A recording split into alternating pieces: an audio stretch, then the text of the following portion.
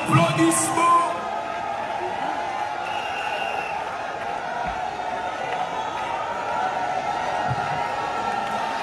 Sous vos applaudissements, nous continuons à applaudir son Excellence, Monsieur le Président de la République démocratique du Congo, Félix Antoine Tshisekedi Tshilombo.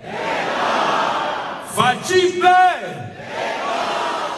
Fachipe! Excellence, Monsieur le Président de la République. Cette attente a été bien comprise et tout a été accepté parce que vous êtes aimé par ce peuple si beau.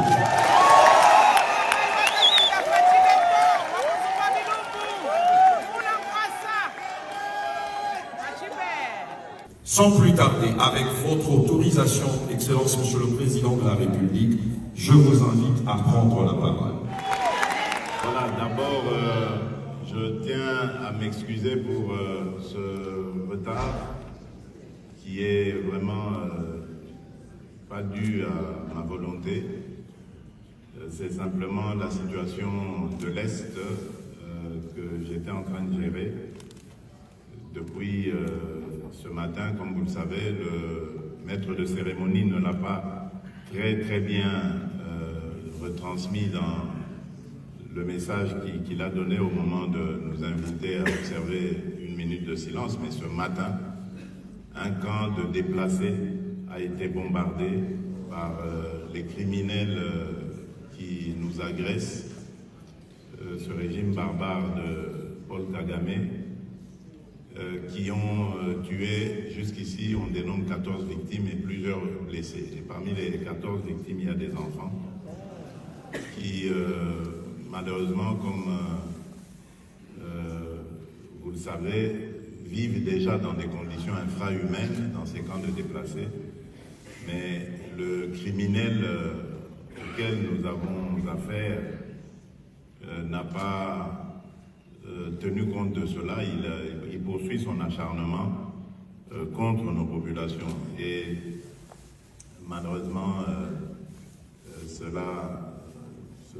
ils vont grossir la liste très importante des victimes déjà causées par ce pays voisin pour des raisons aujourd'hui évidentes qui sont celles de piller les ressources de la République démocratique du Congo. Ça n'a rien à voir avec une quelconque idéologie politique. Ce qu'ils font, ce que fait le Rwanda dans notre pays, c'est une guerre économique qui, évidemment, profite à beaucoup d'autres intérêts internationaux, ceux-là. Et c'est ce qui nous détermine à combattre ce mal, et nous n'allons pas baisser les bras. Je vous garantis que nous gagnerons ce combat, quoi qu'il en coûte, quoi qu'il fasse.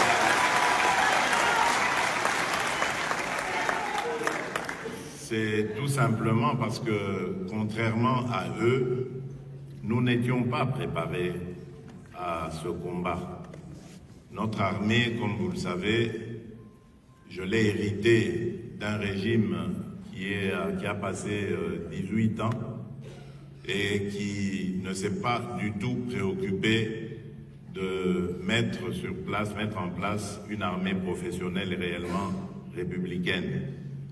Au contraire, ils ont passé le temps à signer des accords de brassage et de mixage qui ont permis à nos ennemis d'infiltrer leurs éléments au sein de cette armée. Ce qui fait qu'aujourd'hui, nous faisons face, certes, à l'ennemi qui est en face, le Rwanda, mais également à un autre ennemi, invisible celui-là, qui se trouve dans nos rangs et qui, à tout moment, perturbe nos stratégies, nos tactiques et nous cause parfois beaucoup de difficultés. Nous sommes en train de venir à bout de ces traîtres à la patrie et de ces espions infiltrés dans nos rangs. Et l'un des éléments, l'un des leviers pour combattre ce mal, ce fléau, c'est justement la réhabilitation de la peine de mort. Beaucoup,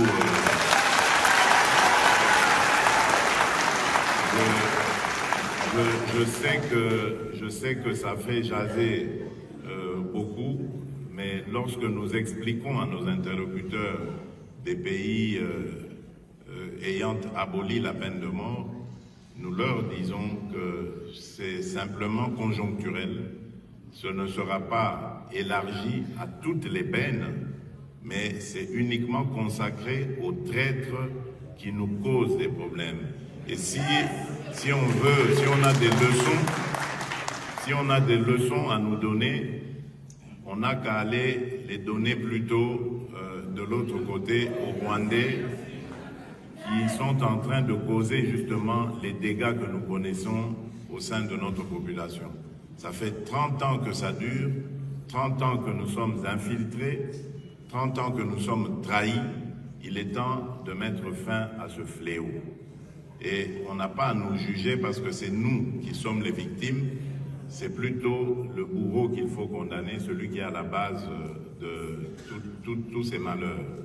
Et je prends l'engagement que dès que cette guerre est finie, dès que cette situation est réglée, nous irons plus loin que ce moratoire que nous avons levé. Nous allons carrément abolir la peine de mort. Parce que ce n'est pas par plaisir que nous l'avons réhabilité, nous l'avons tout simplement fait parce qu'il fallait mettre fin, comme je vous l'ai dit, à ce phénomène de trahison incessante qui ne font que du tort, qui ne font que causer du tort à nos populations. Aujourd'hui, autour de Goma, nous comptons plus de 2,5 millions de déplacés qui ne pouvaient pas être tous accueillis évidemment dans la ville, donc qui vivent aux abords de la ville de Goma avec justement tout ce qu'on peut s'imaginer comme lot de malheurs, de difficultés, parce qu'aujourd'hui dans ces camps, il y a encore des victimes de viols, de violences quelconques, il y a des victimes de maladies, puisque les conditions d'hygiène étant ce qu'elles sont, il y a maintenant des maladies hydriques, comme le choléra, qui commence à apparaître. Donc vous comprenez que face aux responsables de ces malheurs, c'est-à-dire ceux qui aident le Rwanda à venir ainsi s'aventurer de cette manière dans notre pays, il n'y a qu'une seule réponse, c'est la condamnation à mort, à la peine capitale. C'est pour ça que nous avons levé ce moratoire, parce qu'il fallait que ça s'applique à ces individus-là. Mais jusqu'ici, nous n'avons pas encore pris de coupables de ce genre de fait, mais je crois que ça ne tardera pas, parce que nous savons d'où ça vient, d'où viennent nos malheurs et de qui viennent nos malheurs. Donc il suffit, c'est une question de temps, nous mettrons la main sur eux. Quant à ce qui est de la crise elle-même, comme je vous l'ai dit, nous avons renforcé les capacités de notre armée comme jamais dans ce pays on ne l'a fait. Notre armée est aujourd'hui très très bien équipée. Notre armée est aujourd'hui très bien encadrée, mais comme je vous l'ai dit, malheureusement, c'est une armée qui avait été longtemps clochardisée, longtemps délaissée, désorganisée, dans le but évidemment de favoriser le pillage de nos ressources et l'absence de tout moyen de dissuasion vis-à-vis de ses ennemis. Nous sommes déterminés à changer la donne, nous sommes en train d'y travailler. C'est pourquoi je vous ai dit, cette guerre, quoi qu'il arrive, quoi qu'il en coûte, nous la gagnons.